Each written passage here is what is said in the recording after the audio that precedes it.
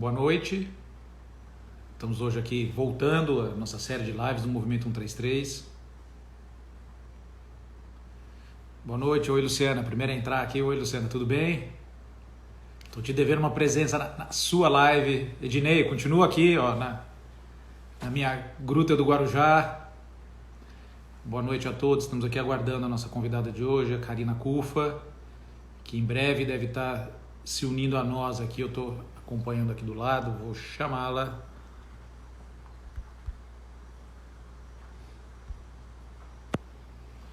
Fábio Malta Moreira, advogado, amigo de Mogi das Cruzes.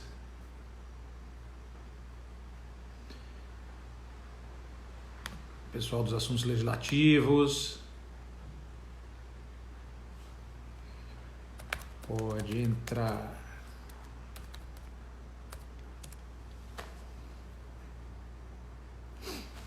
Kiko Flacker, tudo bem? Espero que os meninos estejam bem. Yarley. Mais alguns instantes. Guilherme Magri.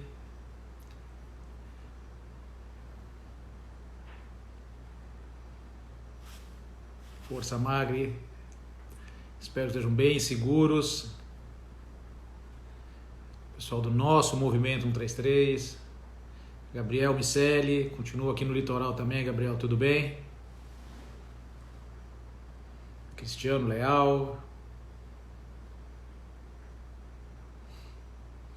Tudo em paz, tudo ótimo aqui. Nosso movimento, Daniela Magalhães, Jundiaí, sempre presente. Espera aí que eu falei no lugar errado. Pode entrar.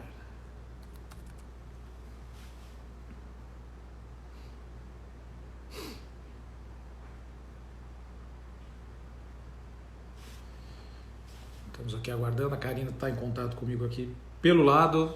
Estou esperando ela se conectar no celular.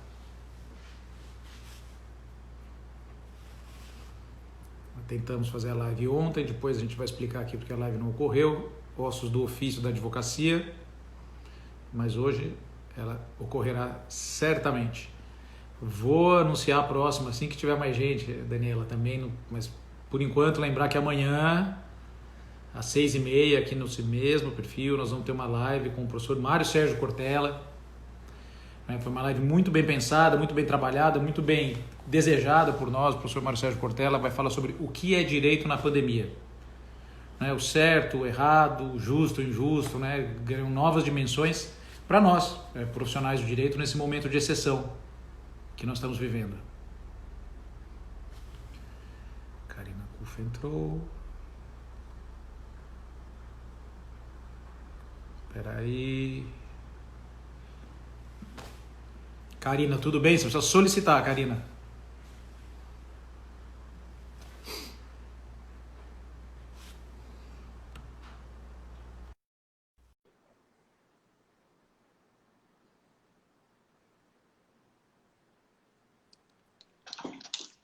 Olá, Karina, tudo bem? tudo bem? Como você está? Tudo bem, graças a Deus.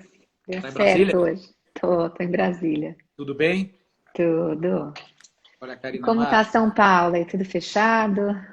Tudo fechado, frio e chovendo. É, aqui pelo menos não tá frio nem chovendo. Pois é, aqui tá, é isso, tudo fechado, frio, chovendo, escuro. Enfim, mas estamos vendo. Uma Você está hora melhor, passa. né? Para quem não sabe, a Karina teve o coronavírus, né? Sim, sim. Foi em março, né? Acho que foi a primeira aqui de Brasília, né? Uma das primeiras. Mas foi tranquilo, fui praticamente assintomática, né? Não senti nada, não tomei nenhum remédio específico, até porque eu não localizei, né? A hidroxicloroquina, a azitromicina na época não consegui nada disso nas farmácias e acabei tomando remédio normal de gripe. Tosse, eu tive um pouquinho de tosse só, e aí passou. 14 dias trancada, sozinha e passou. Que bom te ver. Bom, nós vamos continuar a live que teria começado ontem, né? A Karina, como grande advogada militante, estava na Procuradoria da República tentando despachar um pedido, coisa da vida de advogado. Só para avisar aqui quem está comentando, assim que a gente começar a discussão, eu vou fechar um pouco os comentários para pessoas poderem visualizar a nossa live melhor. Bom, nós vamos falar sobre advocacia e política aqui um pouco. Contar um pouco. Eu conheci a Karina em 2018, quando eu estava organizando uma chapa para concorrer às eleições da OAB. Né? Convidei muito, ela não quis concorrer conosco. E naquele momento, vou te explicar porque eu conto essa história, mas vamos chegar no nosso assunto. A Karina, ela estava muito envolvida com um movimento de participação feminina nas eleições da OAB, o Igual à OAB, e também envolvida com a advocacia na eleição. A gente estava vivendo a eleição presidencial, que foi concomitante à eleição OAB. Então, ela tinha essas duas pautas que ela exerceu muito bem.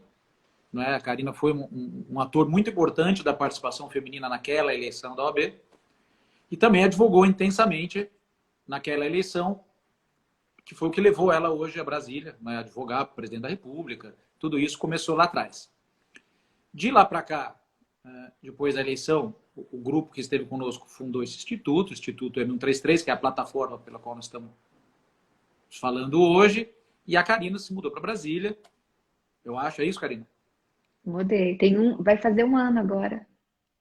Seguiu a carreira de brilhante advogada eleitoralista e também começou Tribunais superiores, né? nos tribunais superiores.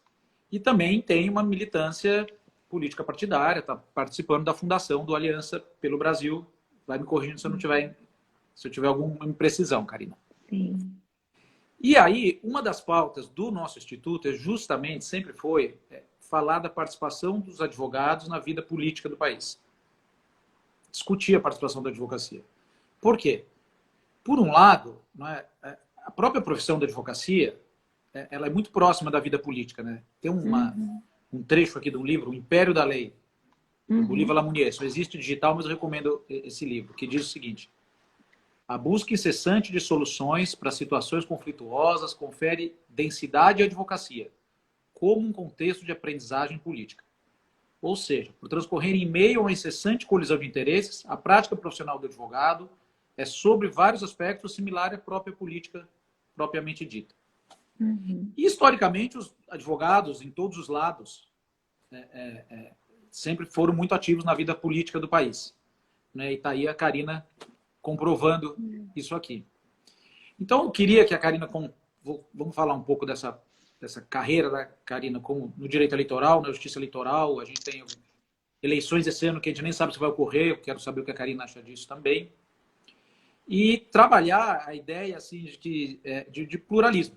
Né? O importante é ouvir todos os profissionais, é defender até o último instante isso que a gente faz, o livre exercício, né, da profissão. Os advogados têm que ter liberdade e independência para atuar. Muitas pessoas, né, ficavam perguntando, não, mas você vai falar com o advogado do presidente? Você vai falar com o advogado? Eu sou advogado criminalista, eu defendo gente que matou. E defende várias e é o nosso pessoas, papel, né? Social isso, né? A gente não pode confundir, a gente tem que reforçar e fazer com dignidade e independência. Então, Karina, eu gostaria que você contasse um pouco como é que foi essa sua passagem do direito eleitoral de São Paulo para o Planalto e como você deu esse pulo além também do tribunal para a vida política partidária, e a gente vai conversando aqui conforme você ficar à vontade, tá bom? Bacana.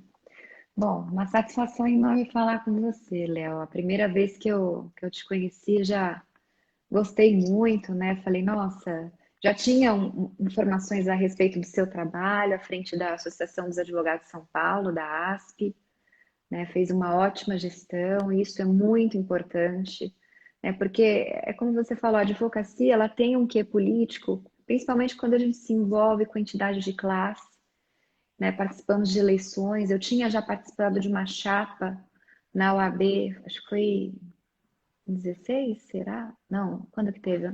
15? Pois é, a gente vai ficando 16, perdendo a é 3 referência do anos, tempo. né? 15, 14? 2015, 15, foi acho, né? 15. Seria até natural eu disputar 2018. Vieram convites até para eu sair candidata a presidente, isso antes, né, do seu convite, né? Veio chapa de vice-presidente. E eu tinha tomado uma decisão, né, de não me envolver mais com política de classe, né, com a OAB, mas ajudar na pauta para inserir mais mulheres na política de classe, né? Esse momento iniciou no Piauí, pelas, né, umas amigas de lá, minha amiga Andréa, que trabalhou na campanha comigo, trouxe a ideia.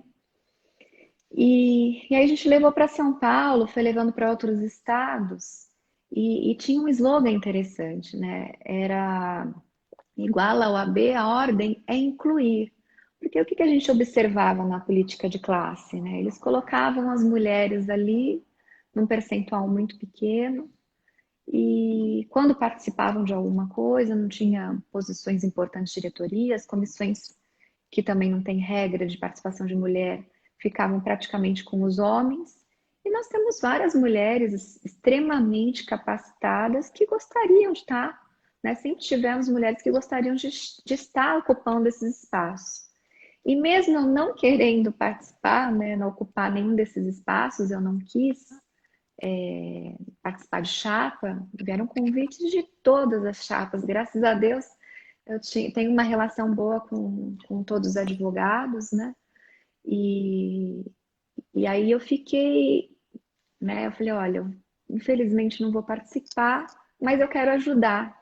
E aí eu trouxe esse movimento, a gente reuniu diversas mulheres que são envolvidas com política de ordem, entidades, né, de mulheres feministas, né, advogadas. A gente fez o convite para todas aquelas entidades que a gente sabia que existia, que tinha contato, que não tinha contato, e fizemos um grande evento e trouxemos, né, os candidatos, porque na cabeça de chapa eram homens, né, trouxemos os candidatos para apresentar as propostas para as mulheres advogadas. E foi nessa reunião que as mulheres conseguiram se conectar com os homens candidatos, e com isso resultou uma né, um equilíbrio entre homens e mulheres na chapa. É Você verdade. acha que melhor me diz qual que foi o percentual das chapas? Eu sei que a sua teve uma participação bem significativa de mulheres, inclusive advogadas excepcionais, né? A chapa eleita também, muitas amigas que foram eleitas. Então elas acabaram nesse evento se distribuindo. Umas apoiaram o candidato A, outro B, outro C.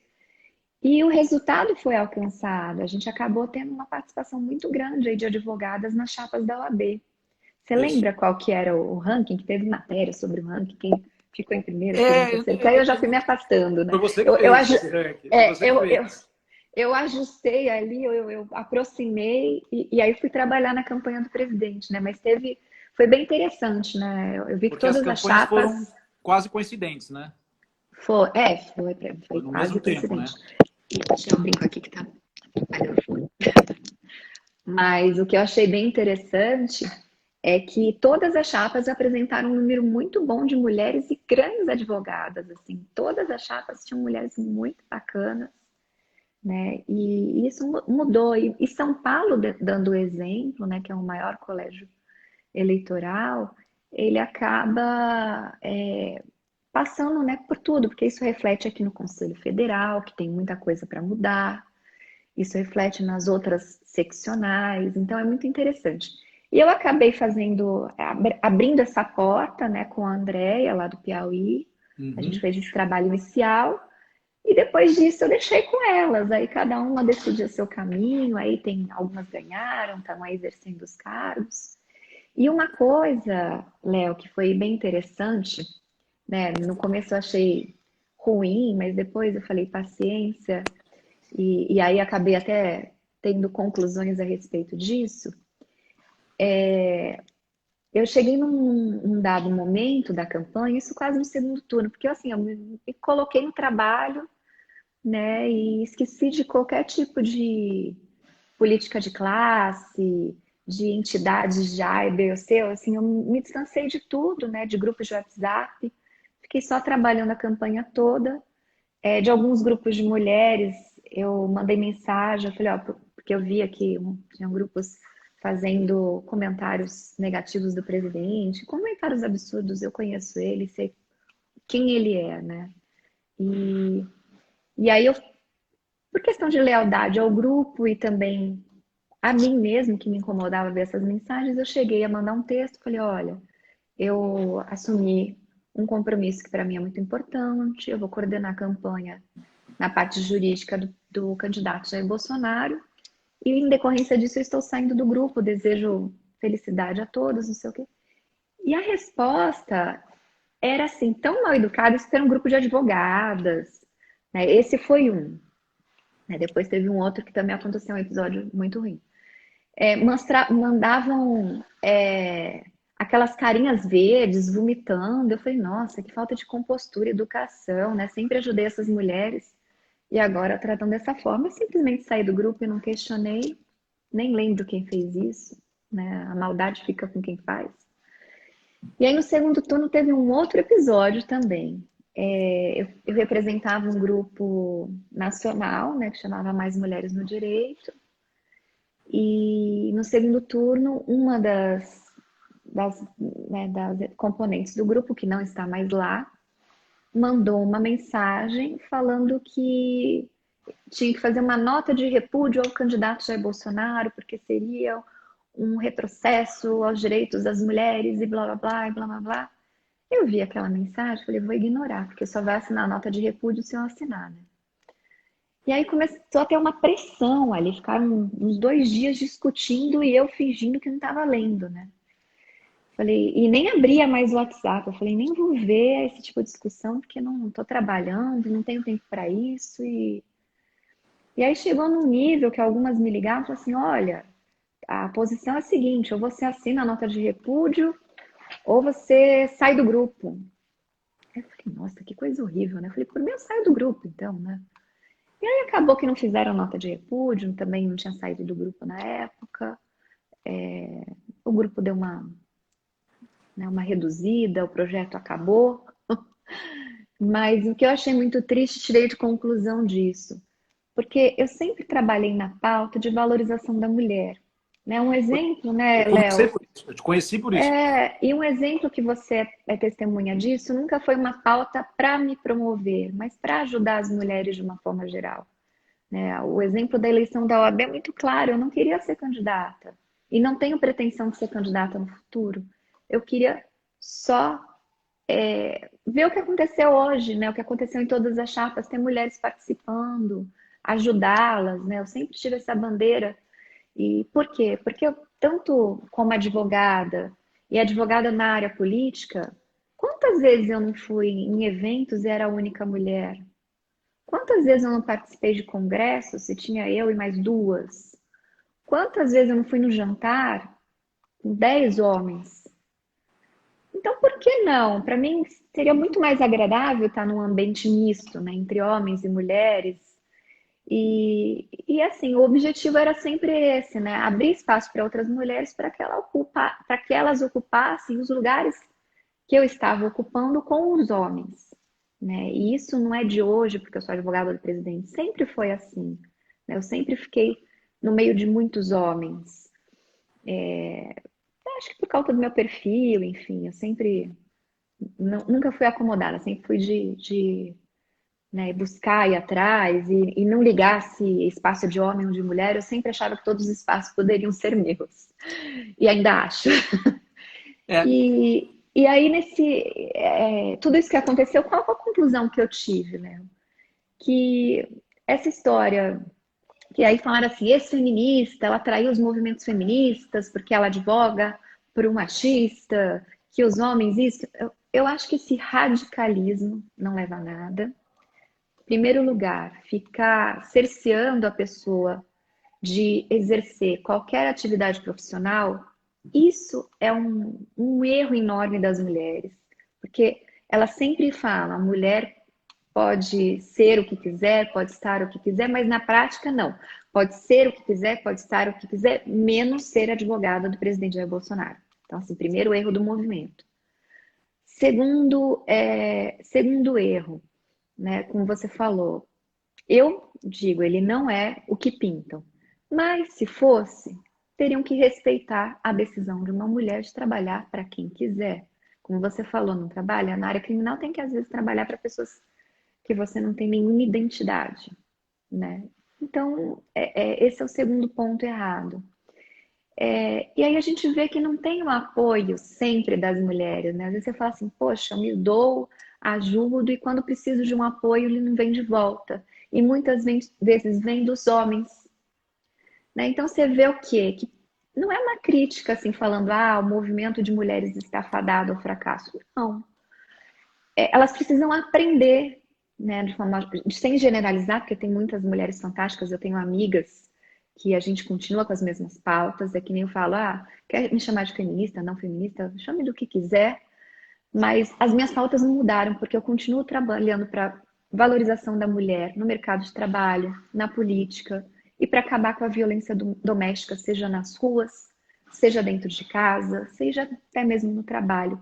Então, assim, as minhas pautas não mudaram, meus princípios não mudaram, e isso que importa. E o que eu vejo no estudo, Léo, é uma falta de união. Então, as mulheres precisam aprender, inclusive com os homens, que são extremamente unidos, a se apoiarem. É esse o aprendizado que eu levei dessa exclusão, dessa expulsão, dessa crítica. Enfim, não mudou nada dentro de mim, mas mudou sim a percepção para tentar conscientizar que o caminho certo é de união, que as mulheres precisam se ajudar e as mulheres precisam sim reconhecer que os homens ajudam muito as mulheres, né? Não tem um movimento de exclusão de homens. É um movimento justamente de trazer um equilíbrio, como você fez na sua chapa, os outros candidatos fizeram também, né? É um movimento que eu quero fazer de ir para um jantar, e eu cito no Dia das Mulheres, eu estava em Miami, e eram eventos, né, políticos, e aí falaram assim, vamos fazer um jantar de homenagem à Karina. Eu falei, eu preciso tirar uma foto desse jantar. Eu, mulher na cabeceira, uns 10 homens de um lado, uns 10 homens do outro. Eu não tinha mais nenhuma mulher. Então, assim, não é legal isso. Por que não podia ter um ambiente misto ali? Então, eu vou continuar lutando para que a gente chegue no momento, né, que a gente possa ter ali mais mulheres brilhando, participando, né? E agradeço sim aos homens que estão sempre me apoiando, me ajudando, né, me valorizando. Eu fico feliz e eu acho que esse é o caminho. É uma coisa que você falou, Karine, eu não havia pensado isso sobre a ótica da participação feminina. E, claro, um pouco da história do lugar da fala. Você que teria que trazer isso mesmo, né? Mas eu lembro, sou razoavelmente mais velho que você, não é? Quando eu Nem estava... tanto. Não sei, hein? Mas vamos deixar isso para lá. Todo mundo se engana com a minha idade. Não é? Quando o Evaristo de Moraes, um dos maiores advogados, filho de um dos maiores advogados da história desse país, foi defender o Collor, à época do impeachment do Collor, depois defendeu o Collor no tribunal. E o Evaristo já é um advogado mais para o fim da carreira já. E um advogado de trajetória política que não combinava com a do Collor. E ele foi muito alvejado, mesmo sendo um advogado ícone. E passado algum tempo, ele trabalhou, advogou, né? O Collor foi absolvido, porque a denúncia foi rejeitada, porque era o julgamento no Supremo Tribunal Federal. E lá na frente, como não poderia deixar de ser, ele saiu, digamos assim, na foto da história, como profissional maior ainda. Uhum. Porque ele soube demonstrar para a advocacia, e a gente da advocacia criminal, a gente carrega muito isso. Eu acho que vocês, agora da advocacia eleitoral, vão carregar isso nos próximos momentos da vida do Brasil, já que a vida do Brasil está tão efervescente nesse campo, que é a questão do preconceito em relação ao cliente, em relação à causa, não é? E que é uma confusão que deriva, eu costumo dizer, ou de preconceito ou de ignorância. Ignorância, assim, a pessoa não entende o que o advogado está ali fazendo, não entende que o advogado tem opções profissionais que estão descoladas da figura do cliente, da figura da causa, e estão ligadas a defender o Estado de Direito, defender a dignidade da pessoa humana, devido ao processo legal. Isso pode ser feito de várias maneiras. Então, a gente nós criminalistas, a gente sempre carregou um pouco esse... A gente sabe, a gente aprendeu um pouco a lidar Criminalista é melhor com difícil, isso. né? E mais recentemente, como a gente tem esse fenômeno de judicialização da política, os advogados passaram a ser atores políticos muito importantes, porque, afinal, a gente tem todos os presidentes das repúblicas da redemocratização passaram por processos judiciais, passaram por processos judiciais mais ou menos severos. A gente tem 2 presidentes na redemocratização afastados por impeachment, a gente tem um condenado criminalmente, 2 que foram presos já. Então a gente teve, os advogados foram levados para dentro desse campo de paixões. E eu queria muito conversar com você também para a gente celebrar um pouco a nossa profissão, que nós estamos lá para mostrar que a gente é importante, para mostrar que a gente é importante para a administração da justiça e que é importante ter um advogado no campo A e um advogado no campo B. E amanhã esses advogados podem estar em campos trocados, não é? Eu participei, por exemplo, como amicus curiae, do julgamento da prisão em segunda instância. Era uma tese. E eu recebia lá um monte de mensagem, olha, tal, tese, você vai soltar o Lula? Eu falei, eu não sou advogado do Lula. Não, eu estou defendendo uma ideia, defendendo uma causa, defendendo uma tese. Poderá beneficiá-lo, como poderá beneficiar tantos outros. Assim, eu estou exercendo minha profissão. Eu escolhi ser criminalista, eu acredito nisso, eu acredito nessa tese.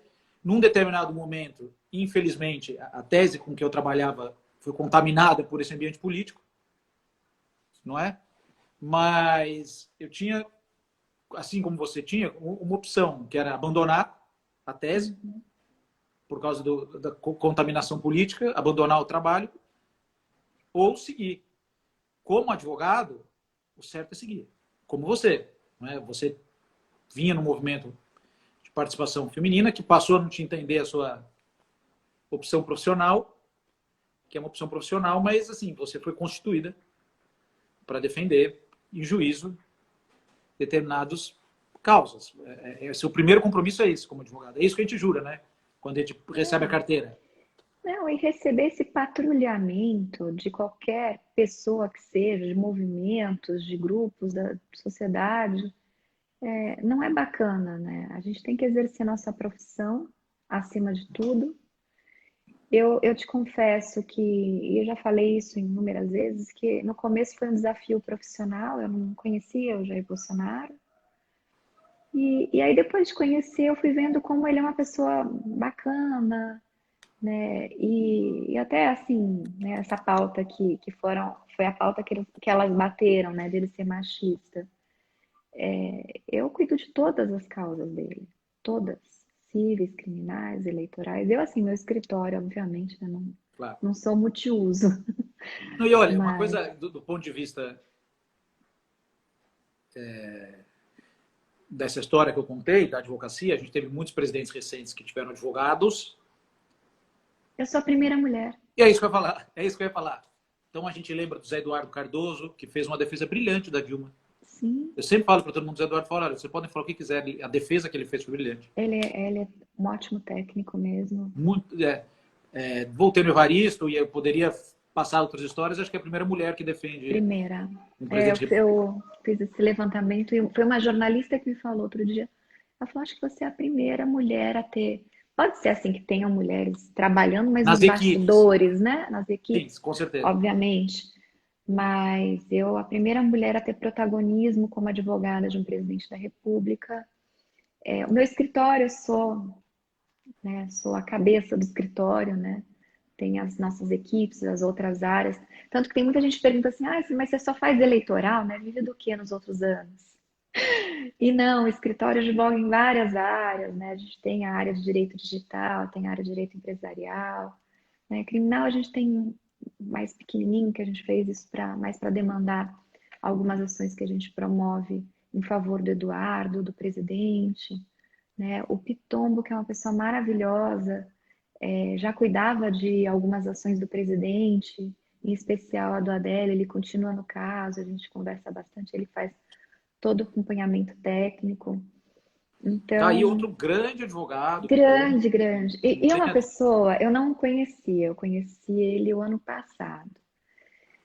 E aí, quando o presidente me chamou, ele falou assim: cê vai centralizar todos os processos que está espalhado, com um monte de advogado, não sei nem com quem que tá. Tava assim, porque o Gustavo Bebiano, que faleceu, que fazia esse gerenciamento, né? Ele falou: Ó, eu tirei o Bebiano, quero que você cuide de tudo. Aí eu fui, primeiro pesquisando o CPF dele, né, em todos os tribunais, puxando, identificando quem eram os advogados. Tinha um monte que ele nunca tinha ouvido falar. E aí, quando chegou no do Pitombo, né, ele falou assim: Olha, o Pitombo sempre foi muito profissional com a gente, um bom advogado. Se você concordar, eu falei: Tá, mais que concordado, né?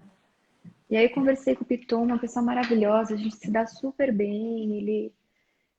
O dia a dia com ele é muito tranquilo e ele é muito bom, um ótimo Então, criminalista. você vê, como nós, como os criminalistas, acho que ao longo da história já passaram mais por isso, você vê que certamente, além da questão do criminalista, a questão do homem, mais uma vez. O Piton não enfrenta esse problema de ser advogado do presidente. Eu não ouvi ninguém. Ele não se promove, ele é uma pessoa Não, mas ele não foi tranquila também assim. também. Ele não foi, como você foi, criticada pela escolha dele. Não é nem escolha, né? Porque não é a gente que Não, escolhe o cliente, é mas o eu cliente que acho, escolhe a gente, né? não, acho que a crítica que fizeram a mim é por ser mulher e por participar de Ah, grupos de mulheres, né? Eu acho que, por isso que eu falo que nunca nenhum homem me criticou, pelo contrário, falou, nossa, que fantástico, né? Ser advogada do presidente da República, queria estar no seu lugar também. Isso que eu ouvia dos homens. Das mulheres, acho que poderia ter esse sentimento também, gostaria de ser advogada do presidente da República, advogada do presidente da República. Mas as críticas que vinham eram assim, que absurdo uma mulher defender um machista, né? Não quero mais olhar na sua cara.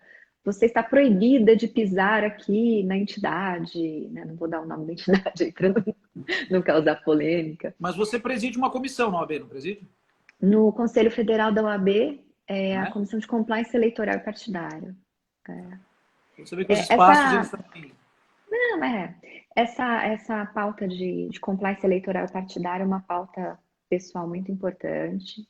Eu acho que os partidos eles precisam evoluir muito, sem transparência, sem regras claras, democráticas, os Importante. partidos não vão ajudar na formação da democracia. Por exemplo, as formas como fazem as eleições, né, das convenções, elas não ajudam a escolha da sociedade, né? Eu vou dar um exemplo. Vamos supor que no partido a gente tem aí, sei lá, 6 pessoas querendo sair candidato agora a prefeito de capital. Tá. A depender do partido, como que é feita a escolha? Eles apontam para um, vai ser esse pronto, e aí arruma a documentação lá e manda Então, ver. eles quem? Os dirigentes do partido. Os dirigentes. O ideal seria o quê? Os filiados participarem de uma eleição interna, democratizar para que tivesse assim opções melhores para a sociedade. Porque como não é feito isso, geralmente assim é o filho de alguém, né, a esposa de alguém, o marido de alguém, a filha, é o amigo. E aí quando apresenta os candidatos para a sociedade, você fala, poxa, não tem ninguém para votar, só esses daqui? Será que nenhum partido tem uma pessoa bacana para votar? Esse é um exemplo que eu acho que os partidos precisam avançar. A questão de maior transparência, principalmente quando envolve recurso público, a gente poderia ter aí um sistema online para né, mostrando o que gastou, o que entrou. Enfim, tem N mecanismos aí que o compliance eleitoral partidário poderiam favorecer, ajudar, né? A gente teve muito problema, e aí envolve muito a sua área, a questão do caixa 2 eleitoral, né, que foi trazido para a competência da Justiça Eleitoral, mas é um assunto de direito criminal, né? Criminal. E isso foi bem interessante, né? Para os eleitoralistas eles acabaram começando a participar de uma área nova, mas é uma área que precisa assim de um criminalista acompanhando, porque o tema é crime, né? O processo é eleitoral, mas o tema é crime, né? O direito material é crime. E com isso a gente viu que se tivesse um compliance no partido, um compliance na campanha, ia diminuir as chances de ter uma exposição por caixa 2. Né? Então, assim, você acaba reduzindo a corrupção na política. Se você faz uma política limpa, também ela reflete no mandato. Por exemplo, o presidente da República Jair Bolsonaro, enquanto candidato, ele não quis fazer inúmeras coligações. Ele fez só com o vice, prometeu só a vice-presidência, não prometeu nenhum ministério. E o que aconteceu? Ele, quando tomou posse, conseguiu viabilizar aí, né, um mandato com ministros técnicos. Então, quando a gente faz uma campanha, né, sem muitos compromissos políticos, a gente fez a aplicação de compliance na campanha dele, a gente checava o nome do doador para ver se tinha algum problema com a Lava Jato ou com outras operações da Polícia Federal, se pesquisava todo o CPF, né, para ver se teria algum problema futuro, né, com aquela doação. Então, isso facilita, favorece. Imagina se a gente não tivesse feito esse cuidado todo. Qualquer doação ilegal poderia ser questionada, né? Então, esses cuidados na campanha, eles refletem no mandato. Então, é importante. E essa é uma bandeira, claro, a gente precisa da advocacia para isso, né? E hoje quem representa a advocacia é a OAB. Então, a gente precisa desse trabalho conjunto dos advogados, da magistratura, do Ministério Público. Tem um evento que a gente estava para marcar, né, com o TSE, a OAB e a Procuradoria-Geral da República para fazer um evento de compliance eleitoral partidário. Foi antes da pandemia, agora a gente está decidindo se faz online, se espera um pouquinho. Talvez a gente possa esperar, até porque vai ter eleição e esse assunto vai tomar corpo pós. Aproveitando isso que você falou, acho que um assunto importante, dentro dessa linha, você está mais bem informada, você está falando de compliance eleitoral e que vai ter eleição. Nós vamos ter eleição esse ano. O que você tem visto aí no TSE? E, segunda pergunta, nós teremos eleições, não sei se você sabe dizer, talvez seja uma reflexão nossa, como de costume, com campanha de rua, nós vamos poder fazer isso? Nós vamos ter isso? Não vai ter? Com comício? Eu estou achando que não sei. Você tem alguma discussão sobre isso? Tem muitas discussões. Um sentimento. Karina, deixa eu fazer um. Tá. Gente, eu estou num lugar que está chovendo muito. Eu estou ouvindo o barulho da chuva. Tá? Então, quando chove, muitas vezes cai energia elétrica. Se cair, pode ser que eu tenha problema. Tá. É isso. Eu tento voltar no 4G. Pode me responder, por favor. Tá. O que acontece em relação às eleições de 2018?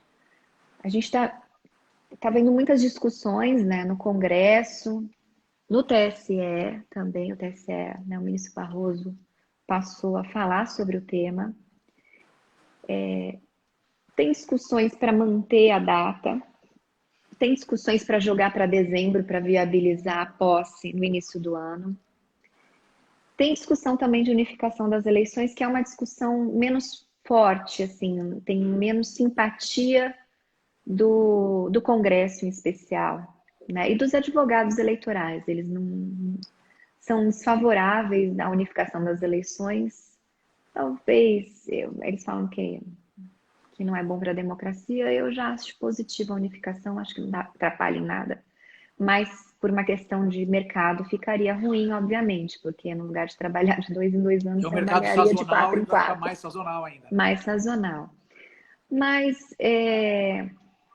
o que a gente vê? A gente vê que pode acontecer isso, né, de jogar a eleição para o final do ano, manter a data, como a gente atrasou o pico aí da pandemia e não resolveu a pandemia, só teve, né, os atos dos governadores de manter as pessoas dentro de casa, ela não resolveu a pandemia, ela só jogou a pandemia, né, o pico para frente. E isso vai ocasionar o quê? Muito provavelmente vai ter que adiar as eleições. Se adiar para o fim do ano, eu acho que vai ter prejuízo também. E aí você tá 2 prejuízos. Adiar para dezembro, você falou. Para o outro ano. Para esse ano. Eles querem fazer esse ano, né? Essa é a conversa no Congresso. Se fizer a eleição em dezembro de 2020, o que vai acontecer?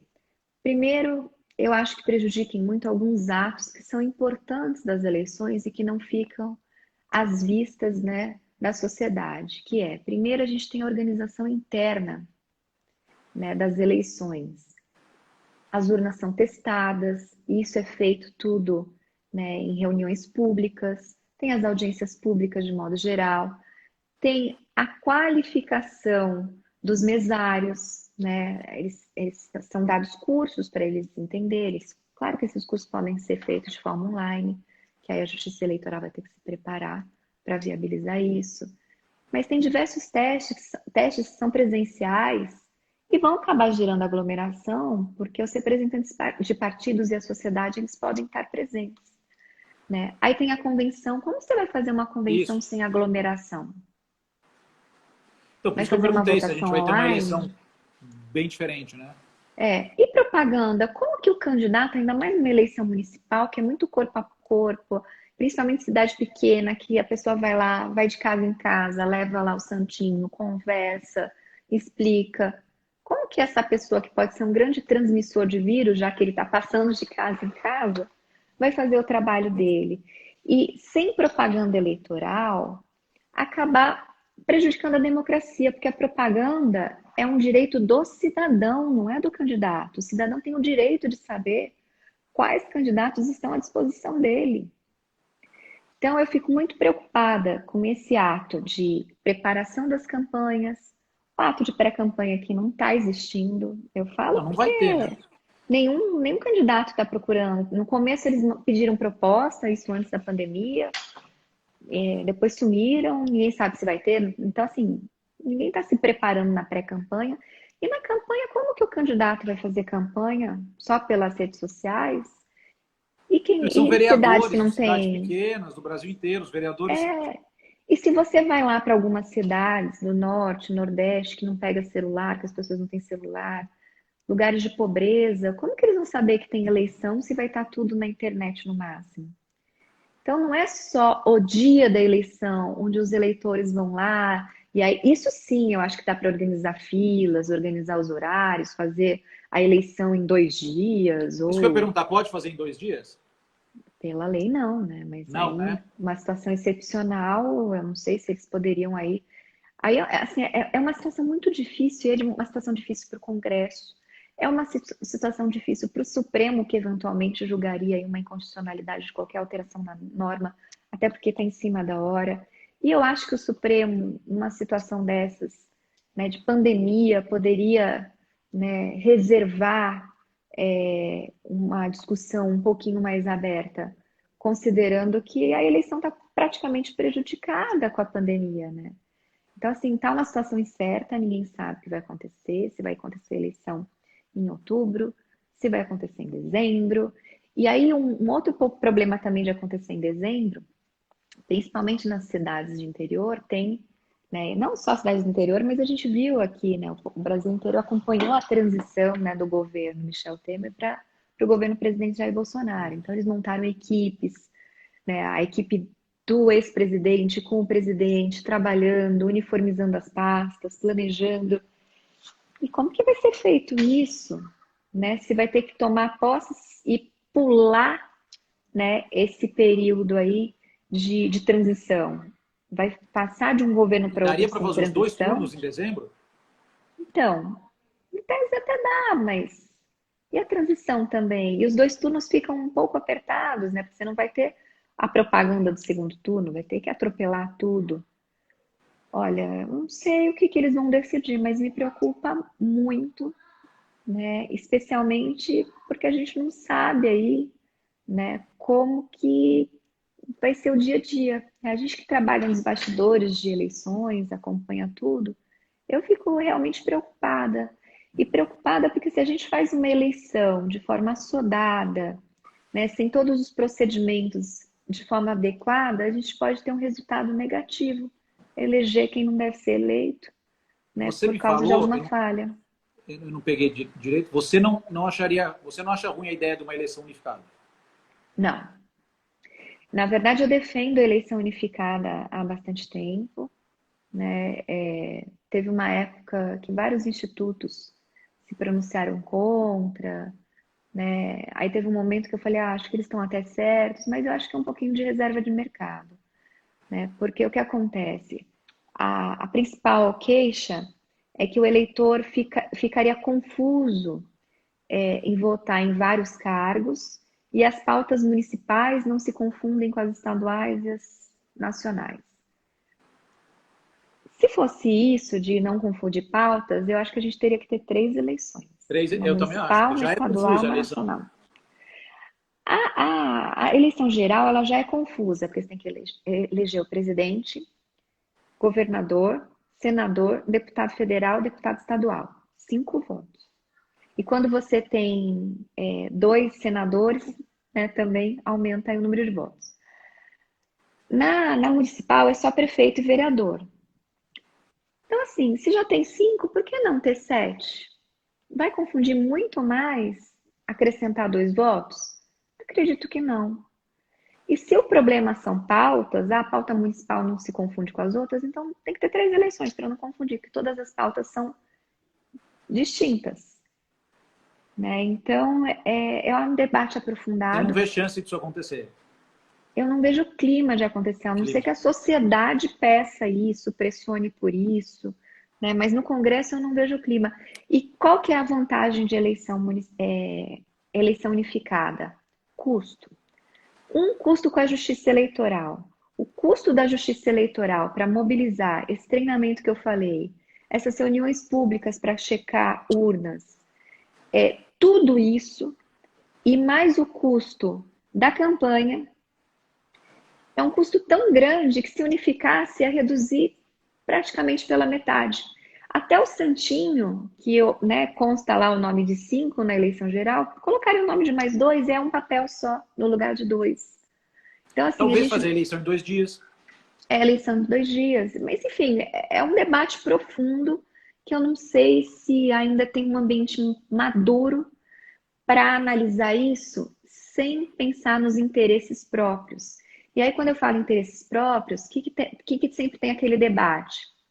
Né?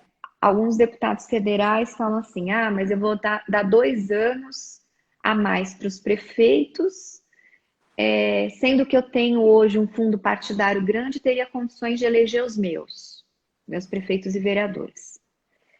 Aí no Senado tem aquela discussão, tá? Se a eleição for unificada e aumentar para 5 anos, eu tenho 8, eu não quero 8. perder 3. Vou perder 3. Então eu quero 10. Não, 10 é demais. Aí fica aquela briga. 8 é demais, né? 8 é demais, né? Acho que 8 é eu demais. sou a favor de unificar em 5 anos para todo mundo, né?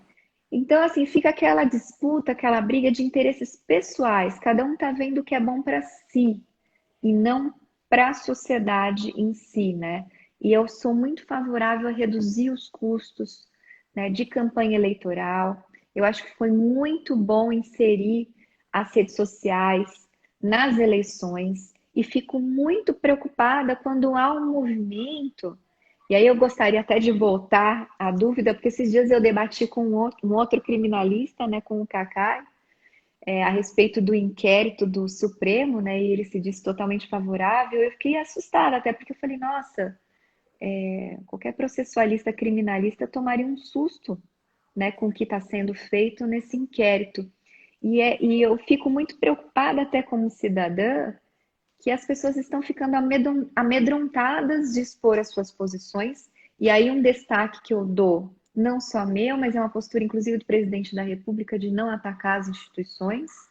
Mas eu acho que todo cidadão tem direito de expor as suas posições, sofrer as consequências em razões dela, até porque a gente tem crimes hoje que definem, né, a calúnia, injúria, difamação em relação a posturas inadequadas, exacerbadas, né, em relação a qualquer cidadão. E, e não só isso, né, as pessoas ficam assim, com medo de exercer seu pensamento, de às vezes questionar uma decisão, e muitas vezes uma decisão monocrática, com medo de um inquérito que, com todo respeito ao Supremo, assustador, que é um inquérito sigiloso. Eu digo porque eu pedi vistas há 7 meses e até agora não teve deferimento. Colegas que pediram vistas para poder acompanhar seus clientes na delegacia tiveram autorização para vistas de apenso 70. Então ninguém sabe o que está acontecendo nesse inquérito, nem os próprios advogados dos investigados. A gente nem sabe se eles são em si os investigados, se o investigado não pode ser outra pessoa, uma outra autoridade.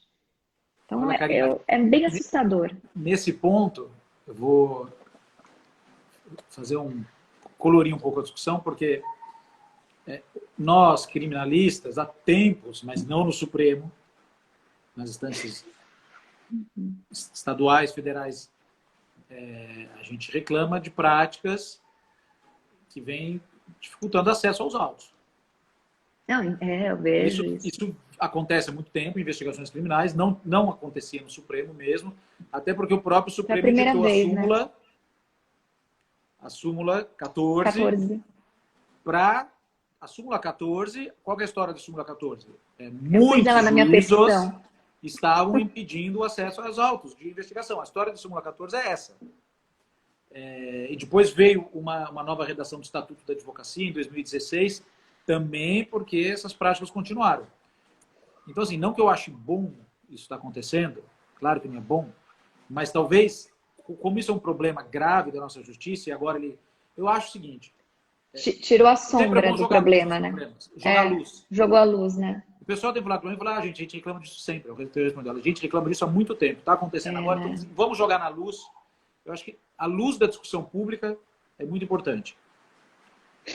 Que seja num inquérito que se tornou muito célebre, que vai ter muita repercussão, isso vai ter que ir ao plenário do Supremo, que vai ter que se dar conta agora desses critérios. Eu acho que o plenário vai ajustar. Eu acho que o plenário, de acordo com a jurisprudência sua própria jurisprudência, vai ter que dar parâmetros que são os parâmetros da súmula 14, vai ter que aplicar o caso concreto. Então, não estou dizendo que é bom. Eu entendi. Não, eu concordo, porque é uma coisa que vocês sofrem há anos e anos e anos, tornar essa discussão aguda sem solução. Mesmo, tornar essa discussão aguda para botar uma solução, botar uma solução nela. Juízes que investigam também é algo que precisa ser modulado.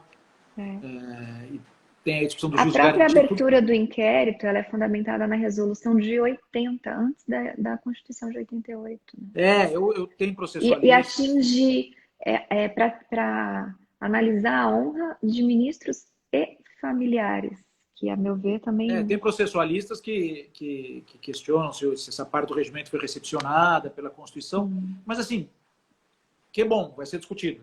O Conselho Federal, eu achei muito interessante, ele questionou a ausência de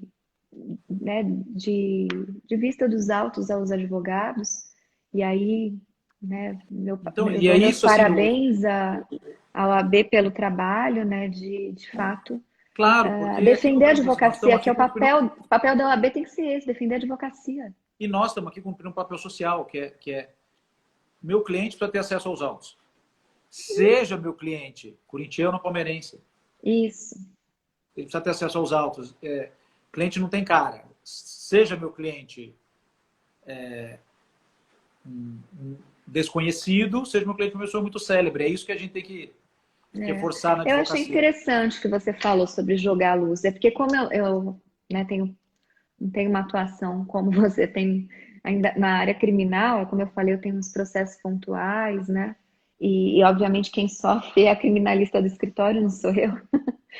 E eu não parei para pensar nisso, que às vezes é importante jogar a luz para ver se resolve esse problema de vez. Né? E eu, assim, espero muito que o Supremo seja coerente com a própria súmula, né? E que não ratifique essa decisão do ministro Alexandre de Moraes. Eu acho que não tem saída.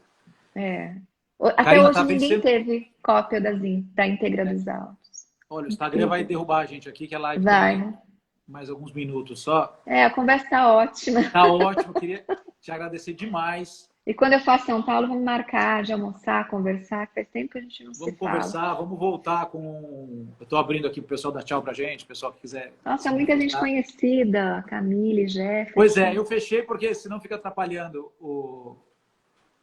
a visualização. Camille é desembargadora TRE do Ceará, Jefferson também. Desembargador de São Paulo. O Wilson eu conheço. O Wilson. Então, enquanto o pessoal vai entrando aí para se despedir, eu gostaria de lembrar que essa live vai ficar salvo no nosso canal do YouTube, ela vai ser editada e vai ficar lá, porque foi um conteúdo muito importante, muito legal. Adriana Ramalho, que você falou Adriana, ontem, tá aí vereadora dando um Adriana, falei, exemplo. ó. Beijo, Adriana. Beijo, Adriana. Beijão, Adriana. Manda um Márcio, abraço que pra você, fez o Jay. segundo ano da escolinha comigo. Fala, Adriana. Fábio Malta Moreira. Para quem está nos assistindo, aproveitar aqui a audiência da Karina, nós temos mais uma live amanhã, 6h30 da tarde. Eu queria convidá-los a uma live que nós vamos falar sobre o que é direito na pandemia com o professor Mário Sérgio Cortella. Que legal. Para discutir um pouco certo, errado, justo, injusto, não é? Que a gente está vivendo tempos aí em que esses conceitos eles não são mais absolutos, então convido-os para estar aqui comigo de novo. Mais uma vez, Karina, eu deixo um abração para você. Obrigado por ter feito esse esforço. Né? Saiu correndo do tribunal. A Karina quis entrar ontem na live, eu que não deixei. Tentei. Eu falei, Karina, ficou tarde, tá difícil. Eu falei, vamos voltar amanhã, a live é bem dinâmico. Mas eu peço mil perdões, assim, por ter Não, acho que está todo tido mundo que aqui. Podemos adiar. voltar depois para falar de eleições. Foi muito importante, muito útil como advocacia, representação feminina e no final toda essa ideia de compliance eleitoral, essas informações sobre o que a gente vai ter nas eleições, as eleições desse ano. Então, Karina, muito obrigado. Deixo com você esses últimos minutos para você se despedir da gente aqui, dos seus amigos que estão aqui entrando. Claro. Primeiramente, obrigada pelo convite. Fico feliz que o movimento, né, que surgiu ali naquele período, um pouquinho anterior da gente ter se conhecido, né, tá forte, firme. Eu acho importante ver o seu trabalho aí de fortalecimento da advocacia e justamente essas pautas, né, porque a OAB, ela precisa, né, fortalecer a advocacia em primeiro lugar, pensar na política, né, em segundo lugar, né? E eu sempre vi essa sua vontade de defender o advogado, né, a profissão. E eu fico muito feliz de ver aí que você continua empenhado nisso. Desejo todo sucesso para o movimento. Fico muito feliz aqui com a participação de todas essas pessoas na live. Eu vi aqui, que não dá para citar todos, mas diversos amigos. Passa muito rápido. Passa rápido, muita gente você vai vendo passar. E falar que eu estou à disposição, né? Estou aqui em Brasília, mas continuo com o escritório em São Paulo, eu vou sempre, agora com a pandemia um pouquinho menos. E, né, eu estou à disposição, assim, para estar ajudando, colaborando, continuo com as mesmas pautas, queiram ou não queiram, o importante é o que eu quero. Né? Vou sim ajudar até quem não queira ser ajudada, porque a gente ajudando uma ou duas, a gente ajuda milhões. Né? E é importante a gente sempre continuar com as nossas pautas, né, com os nossos princípios, a gente não mudar o nosso rumo, aquele que a gente nasce sempre com uma estrela, a gente sempre nasce com um propósito na vida, né? E eu tenho uma coisa muito forte comigo, que é de continuar batalhando pelas mulheres, para que elas possam sim exercer a profissão da forma que quiserem, sejam donas de escritórios, sejam políticas, sejam empresárias, que elas estejam em cargos de liderança e que também não, se quiser ser do lar, que seja feliz do lar, que seja respeitada pelo marido, que seja bem tratada, né? Sendo ela uma grande empresária, uma grande advogada ou uma mulher do lar mesmo, que tem, todas as mulheres merecem respeito, merecem carinho, amor, atenção, da mesma forma como os homens também merecem isso, e que a gente possa andar nas ruas, né, despreocupadas, Léo. Porque hoje, quando a gente vai numa rua escura, se preocupa primeiro com a integridade física, com a vida, né, e depois com a bolsa, com a carteira. Vocês têm mais a preocupação com a carteira, né? E isso é muito duro. E é mais duro quando a gente vê, e eu falo assim, o governo Bolsonaro está sendo muito importante para as mulheres, porque eu vejo o trabalho, eu vejo de perto o trabalho da ministra Damares. Quando ela me fala que vai visitar, por exemplo, um lugar chamado Ilha do Marajó, Nós vamos que cair em 30 segundos. tinha Tá se vendo? ouvido falar, e a gente vê lá meninas de 12 anos sendo vendidas pela família em troca de um saco de arroz, isso é muito triste. Então, Léo, Eu vou estar sempre nessas pautas das mulheres e conte comigo aí na advocacia, na política, onde você achar que merece esse espaço, eu estou junto com você. A gente volta a falar. Um abraço para todo mundo, Um gente. abraço, Tchau, obrigada a tchau. Boa todos noite, pela Karina. audiência. Obrigado. Tchau, boa noite. Tchau, tchau, boa noite.